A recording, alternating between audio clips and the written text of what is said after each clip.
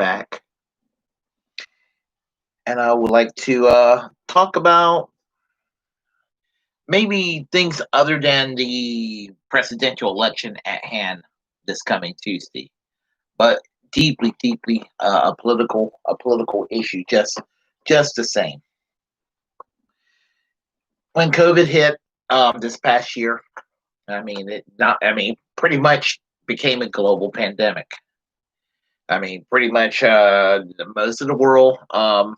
New Zealand was like the one country that did shit right. Everybody else tried, and I think in a lot of ways, many of America's Western allies and the entire West did it a hell of a lot better than how we went about it. And the blame goes all around with both political parties, the president and Mitch McConnell, obviously, but also blame Nancy Pelosi and Chuck Schumer. I mean, they all get the blame. They do. The shutdowns, the lockdowns were tremendously inconvenient, but in my opinion, I kind of think it was necessary considering how serious it was. I thought maybe a lot of the lockdowns were a hell of a lot longer than it needed to be.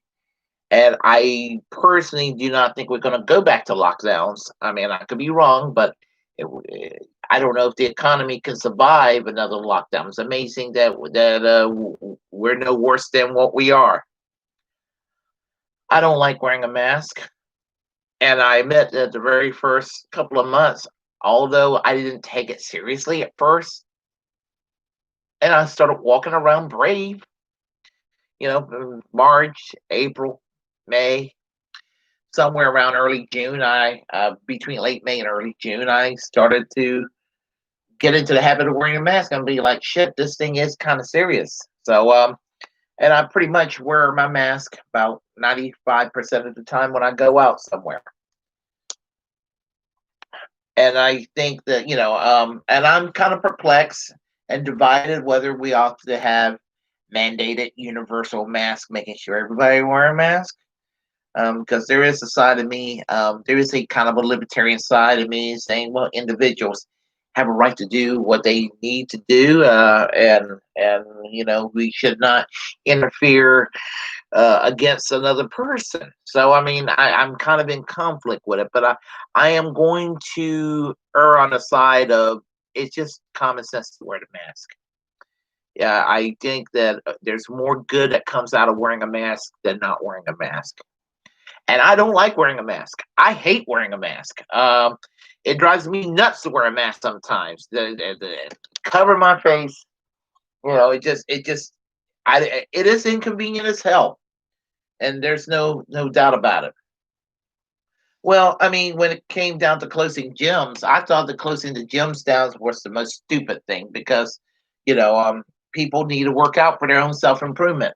Um, and I keep saying it that I'm going back to the gym pretty much every day now, and I hope they don't do another shutdown again because I am getting back into my routine myself. I'm talking about my own personal life, and I've been going to the gym since 2014. Got seriously interrupted with this COVID shit.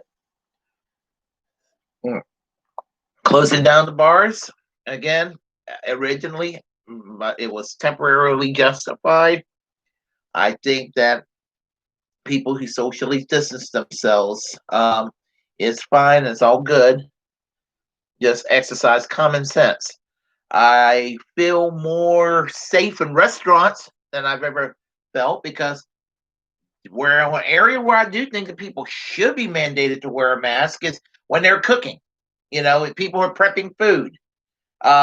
I certainly sure as hell am glad. I think that the food is going to be cleaner, and I do think that people are taking extra measures to make sure that the restaurants are safe to eat at and sterile. I see people cleaning tables all the time and everything. So, as far as restaurants is concerned, I feel very, very safe in there. Exercise common sense. Governor Ron DeSantis of Florida has gone fucking mad, reopening everything as if everything is fucking back to normal. I just don't need to need to make any more further comment than that. That's just Ron DeSantis, whatever his name is. He's fucking loony as hell. Well, this is where I'm going to have to lecture people on my side a little bit. California, Governor Newsom, Gavin Newsom. Now, everything I'm hearing from people I know in California are thinking that the governor's gone mad and gone nuts, and with a lot of extreme lockdowns and a lot of overreach and a lot of micromanaging. Well, he recently came out with a tweet talking about maybe it's a good idea for people in restaurants to, in between bites, put their mask back on. Take their mask down when they're eating and put it back on. Really? Here's the thing. And I have to get partisan because, I don't like being in the political losing end of things. This is worse than Michael Bloomberg as the mayor of New York banning 32-ounce sugary drinks. I mean, this is the kind of thing that makes people mad at progressives. And these people are not really progressives, the ones that want to sit there and micromanage your life. These are the same. These are like your typical Democrats that no, we can't advocate. We can't advocate Medicare for all. Getting rid of the insurance company. That's just too much government. But they're going to sit there and mandate what kind of drinks you can buy. They're going to sit there and mandate the straws. Getting rid of plastic straws. They're going to mandate these silly things. And eating between bites, putting your mask back on. This is the kind of shit that the Republicans love to eat up all the time. This is the kind of shit that they eat up. And I'm talking about this because I want people, if there's anybody within an earshot that has any influence that can hear what I have to say, I like to plant a seed in their head to urge, whether they're corporate Democrats or progressives, actual progressives, to don't advocate this shit. Because this is the kind of thing that makes people on the left, lose in the public relations, end up losing elections. This is the kind of overreach people get upset about. Oh, it's justified to get upset over this sort of thing, this sort of micromanaging sort of thing. What my good friend Dwight Welch refers to as being the dark side of the nanny state without the actual nanny. And that's what Governor Gavin Newsom has done. He's basically given us the nanny state with the dark side of the nanny state without that actual nanny. Micromanaging, and micromanaging your lives, with this virus. The virus is real. It is something to take seriously. We need to do what we can to eliminate COVID. And wear a fucking mask. I think if you don't wear a mask, you're a fucking dumbass for not wearing a mask. But at the same time, while trying to get rid of this virus, we do not need to walk around and micromanage people's lives. Instead of trying to micromanage people's lives, give the people a fucking check, a UBI check. If there was ever a case to have Medicare for all in the United States, it is now in the year 2020. Oh, we needed it yesterday. We needed it way back in the days when Franklin Roosevelt and Harry Truman were trying to push for it. But we need it now. We need it now. And we managed to have two presidential candidates saying, one presidential candidate, well, which is weird because the one presidential candidate who is campaigning against Medicare for all with a lot of fervor, Donald Trump, was in favor of it 20 years ago. And he's accusing Joe Biden, who was really never in favor of it, of being a socialist. Now, I wish that the Donald Trump of 20 years ago can channel into the Donald Trump of 2020 and say, hey, Donnie, what the fuck are you doing? You better start advocating Medicare for all. I wish that the Democrats of yesteryear could come up into 2020, go up to Joe Biden and shake him around and say, hey, motherfucker, you need to favor Medicare for all too. I know that most of my commentaries always ends up on me belly aching about how we need Medicare for all. And honestly, and I've said this before, I think Medicare for all is tepid, too tepid. Federalizing the insurance company to me is just not enough.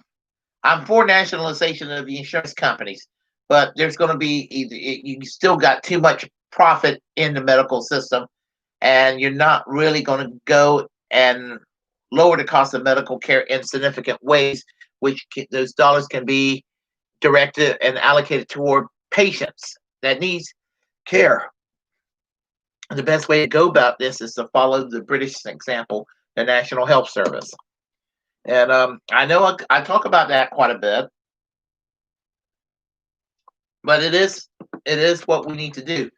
But sorry ass Democrats can't be bothered to talk about why we need Medicare for all at the very minimum.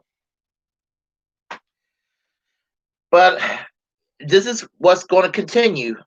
And it's funny that I, as a socialist, have to lecture corporate Democrats who control this stupid party at times to let them know that if you want to win where it counts, you need to be big government where it counts, where people's lives are improving and they have something tangible. But when it comes to people's personal lives, being a busybody ain't going to cut it.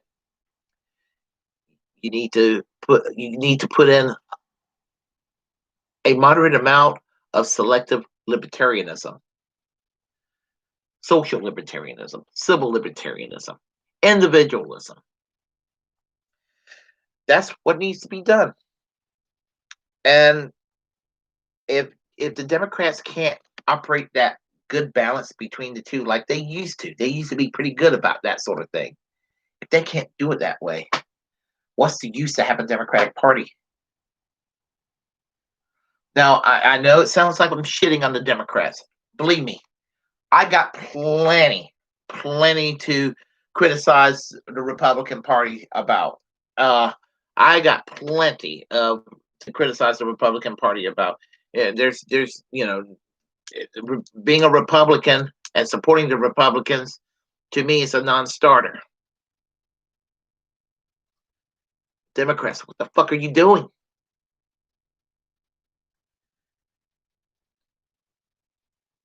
If you like what you heard, press like and comment. If you were triggered, comment anyway. Share the content on this channel. If you're passionate about something and you want to express it to the whole world and you have a platform, use it. If you don't, create one and do it just the same. As I said, as the First Amendment absolutist, as I keep stating, we are all the muckrakers of our time. And most importantly, hit that subscribe button. And until next time, peace. Bernie Sanders for president in the year 2024.